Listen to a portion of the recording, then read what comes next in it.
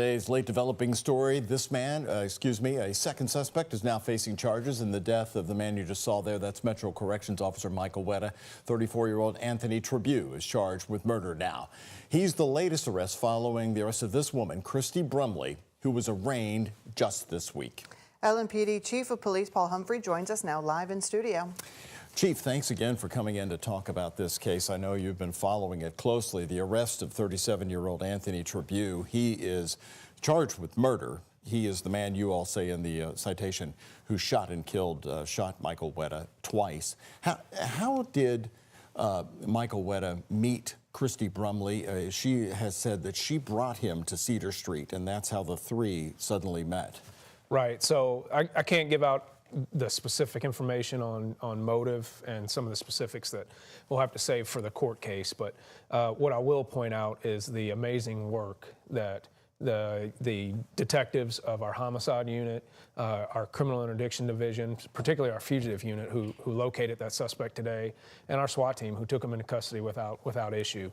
The amount of work that they poured into this case, it's amazing that we get the opportunity to bring some semblance of justice and closure for Officer Wetta's family. Did Officer Wetta know Christy Brumley from some other previous time or run-in? I'm not sure the nature of their relationship or how they knew each other.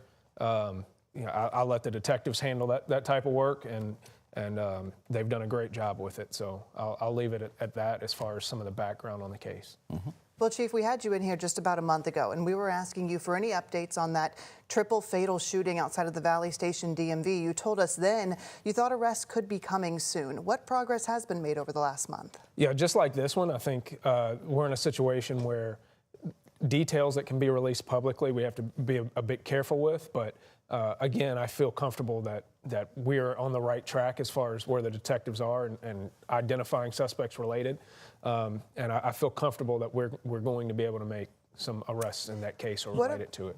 And what would you tell people, though, at home who are thinking, my goodness, at a DMV, that's a place where you need to be able to go and feel safe? Right. And, we've talked about this in general, about the level of violent crime in the city. And how it's 100% unacceptable, the numbers of shootings and homicides. And that's why we are asking our officers and telling our officers that you have a responsibility to go out there and do that hard work every day to get people like this off the street before they commit another crime, or preferably before they commit a crime of such serious offense. So in the past few weeks, that's the conversations we've had with our officers, is that we need you to be out there visible. We need you to be out there taking risks in order to get bad people off the street, and you're going to be supported, and the community wants you and needs you to do that type of work. You did say in this case, here on the air here, and then at your news conference, you believed it was gang-related. Yes. And you still believe that? And can you talk about the gang involved here? Well, I'm not going to talk specifics about the gangs, but I do believe that this is gang or group-related, and we know a lot of people in a lot of different groups. If you look in the last 2 weeks, I think we arrested 12 or 13 different gang members in the last 2 weeks. That's just our CID unit alone that arrested that many and got a dozen guns off the street. Some of those were Glocks with automatic switches. So these are dangerous people that we have identified, and we're going after, whether you're directly related to a shooting or not. We want all of them to know that your days of running around freely in Louisville are over.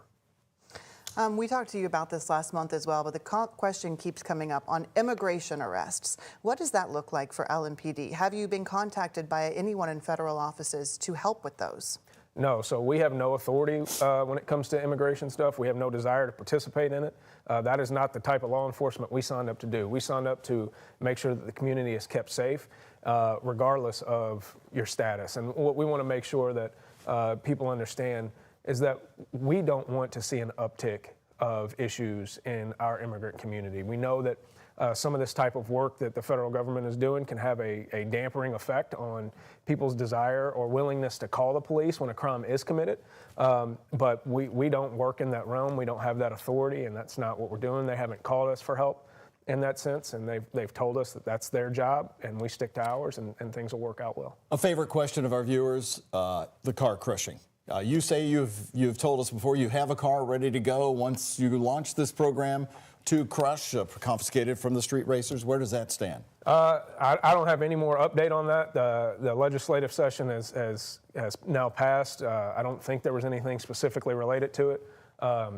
But I think when we get to that point, I think you might be the one that has to pull the lever and crush this first car because you love it. But we're going to get it done one way or the other. I hear from so many people, they are glad that you're doing this crackdown because they've been on the interstates and the Waterston Expressway when people fly by them at 120 miles an hour. Yeah, absolutely ridiculous and unsafe conditions. And so, fortunately, knock on wood, we've been able to quell that significantly. And I think a lot of people have seen the drop in those street takeovers. All right.